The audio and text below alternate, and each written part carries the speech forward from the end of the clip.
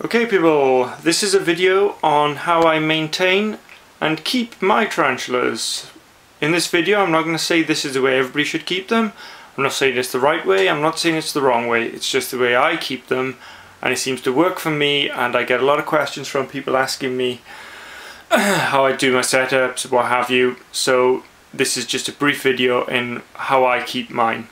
So I'll do it in two, possibly three parts. First part is the setups themselves, second part will be the heating, and the third part is a slight bit of maintenance. Right then, so the first part is the setups themselves. Now these are my old terrariums when I used to keep snakes. So this is a 48 inch by 24 deep by 21 inch terrarium, and this one is for the more the terrestrial, sort of lower down. That's 48 inch obviously by 24 by I think it's about 18 inches up there, and that is the same size as the top one. These I use for my arboreal species, and this is more for the smaller tanks, as you can see from my juveniles, my sling setups and my terrestrial. And the only terrestrial I have at the moment, well, large enough, is my Brachypelma BMA. Okay, so basically this is, as I just explained, a wooden vivarium, sliding glass doors that all tanks are kept within. It has the thermometers attached to the sides. They're there just as an indication. I wouldn't rely on these little dial thermometers because they're not very accurate. Yeah, they're not brilliant, but it's just to let me know that if it got too hot, yeah. Anyway, right, and here are some of the lightings I bought from IKEA, which I made and I covered over, and I put a pinhole in them because they were a bit too bright on their own, and as they're only LED they give off no heat at all. So if I'm in the evening, I'm checking up on one of my tarantulas, see if he's eating, or any breeding projects I have going, I turn these on. This is what I use. So as I said before, this is the taller terrarium, so this is where I keep all my arboreal setups. These are 16 inches by 8 inches by 8 inches. And as you can see through the back there, there's ventilation. There's two here and two at the back there that keep the air in here. Plus I keep opening these tanks up now and again, and when I'm doing my maintenance, so there's plenty of airflow, and plus the majority of these are Avicularia and they all live happily in here, so it must be good. It must be, well, sufficient anyway. So yes, and next level down is where I keep my terrestrials, my sling pots and my juveniles, because this is the lower terrarium. Okay, there are my sling pots up here, some arboreal, some of the lower species like my Embulphori, my blue fang, there's a couple of my Cambridgei there, another Cambridgei which is a bit smaller. Taller pots again, these are where I keep my my small Pugilotheria. And the juvenile pots then, when they outgrow these pots, they will either go into, if I can just show you, they will either go into these small sweet jars, or I purchased these pots from here in the UK. There's a shop called Tesco's, a supermarket, and these are coffee containers, and they're a couple of quid, and they are brilliant. Just drill fuel on the sides, job done. Okay, so basically these are kept almost exactly the same as the one above. What else can I say, really? That's pretty much it. Oh, again, indicators just to let me know the temperature's okay, and yeah, that's that. Down the bottom is pretty much empty really in here. Apologies for the reflection, people, it's a very bright day. It's just rained and now it's fine again.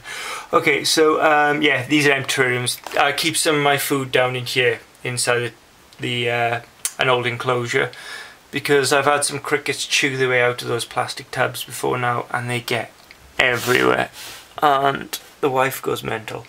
Okay, so this is the same setup as before for my arboreal species, and again lighting for maintenance purposes and for breeding projects. Okay, next up is how I heat my terrariums. Well, as you can see, I have one large, I think it's 46 inches by by 6 inches, I think. You can buy these from, I bought this from the Spider Shop here in the UK, and they're great really, because you can power every terrarium with one heat mat, and that heat mat, that one there, is connected to one of these. Now this is obviously, each box corresponds to each level of terrarium. Now these are dimmerstats from Habitat, and these are brilliant. You know, you set them up and the heating is more fluid than your average mat stats. Some mat stats I've had previously, they turn on once the heat reaches the temperature, they just turn off, and they turn on and you click back and forth, whereas these will rise and they'll lower, and it's just they're great. They're absolutely brilliant. Now these are then attached, I can show you here, come with a sensor which I tape, as you can see here, I tape to the actual heat mats themselves.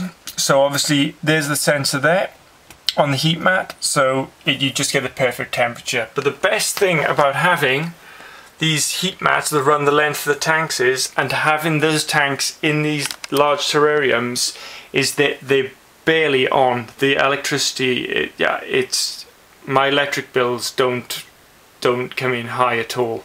These things are, they're just brilliant. And the good thing about this is also, where I have my terrariums inside a vivarium, the air, the whole system heats rather all in one place. It really does contain the heat, so you don't have one concentrated patch, or the back wall is just hot.